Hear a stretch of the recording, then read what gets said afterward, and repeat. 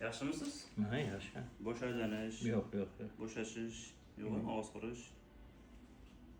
Nimadir yengillab berdimi? Nima o'zgarish bo'ldi? Yengilgina bo'ldimmi? Qanday bo'ldingiz aka? Yaxshi.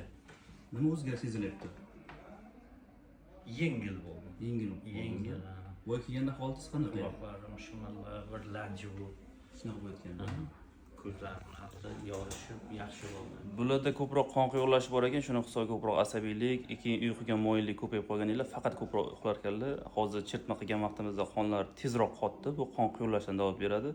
Agar sizda ham shunaqa uyquga moyillik, qon bosimi tez oshishi, kun davomida charchoq, lanchlik bo'ladigan bo'lsa, mana shunaqa chertma qilgan ekansan, zudlik muolajamizdan foydalansangiz bo'ladi.